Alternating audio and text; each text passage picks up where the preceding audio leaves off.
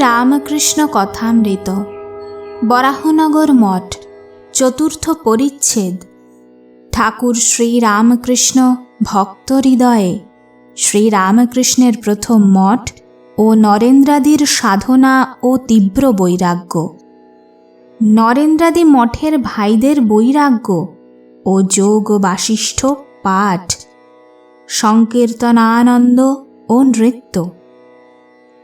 Master শনিবারে আসিয়াছেন, বুধবার পর্যন্ত অর্থাৎ 5 দিন মঠে থাকিবেন। আজ রবিবার 8ই মে 1887।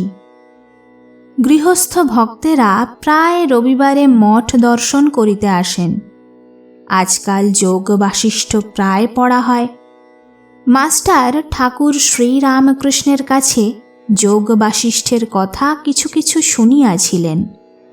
দেহবুদ্ধি থাকিতে যোগ বাশিষ্ঠের সৌঅহম ভাব আশ্রয় করিতে ঠাকুর বারণ করিয়াছিলেন, আর বলিয়াছিলেন, সেব্য সেবক ভাবই ভালো।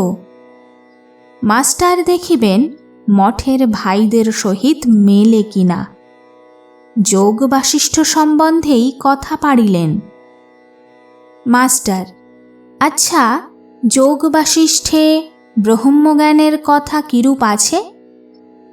রাখাল: ক্ষুধা তৃষ্ণা সুখ দুঃখ এ সব মায়া, মনের নাশই উপায়। মাস্টার: মনের নাশের পর যা থাকে তাই ব্রহ্ম, কেমন? রাখাল: হাঁ। মাস্টার: ঠাকুরও ওই কথা বলতেন, ন্যাংটা তাকে ওই কথা বলেছিলেন। আচ্ছা, রামকে কি বশিষ্ঠ সংসার করতে বলেছেন, এমন কিছু দেখলে?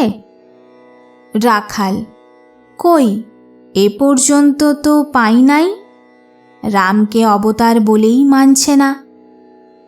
এইরূপ কথাবার্তা হইতেছে।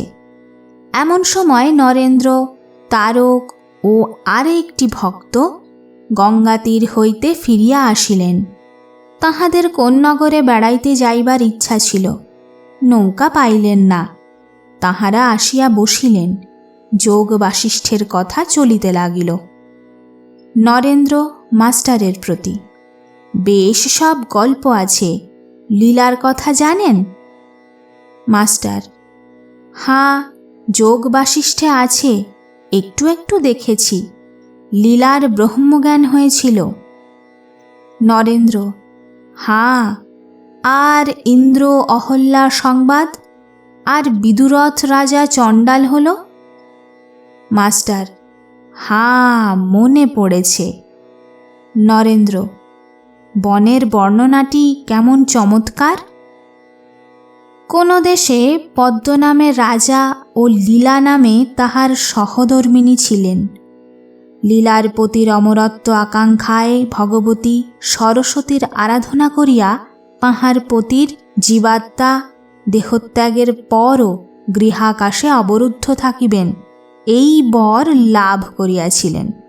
পতির মৃত্যুর পর লীলা সরস্বতী দেবীকে স্মরণ করিলে তিনি আবির্ভূতা হইয়া লীলাকে তত্ত্বোপদেশ দ্বারা জগৎ মিথ্যা ও ব্রহ্মই একমাত্র সত্য, ইহা সুন্দর রূপে ধারণা করাইয়া দিলেন। সরস্বতী দেবী বলিলেন, তোমার পদ্ম নামক স্বামী পূর্বজন্মে বশিষ্ঠ নামে এক ব্রাহ্মণ ছিলেন। তাহার 8 দিন মাত্র দেহত্যাগ হইয়াছে, আর এক্ষণে তাহার জীবাত্মা এই গৃহে অবস্থিত আছেন। আবার অন্য এক স্থলে বিদুরথ নামে রাজা হইয়া অনেক বর্ষ রাজ্য ভোগ করিয়াছিলেন। এই সকল মায়া বলে সম্ভবে, বাস্তবিক দেশকাল কিছু নহে। পরে সমাধি বলে সরস্বতী দেবীর সহিত তিনি সূক্ষ্ম দেহে প্রক্ত বশিষ্ঠ ব্রাহ্মণ ও বিদুরথ রাজার রাজ্যে ভ্রমণ করিয়া আসিলেন। সরস্বতী দেবীর কৃপায় বিদুরথের পূর্বস্মৃতি উদিত হইল। পরে তিনি এক যুদ্ধে প্রাণ ত্যাগ করিলে তাঁহার জীবাত্মা পদ্মরাজার শরীরে প্রবেশ করিল। পরবর্তী অংশ আগামী সপ্তাহে।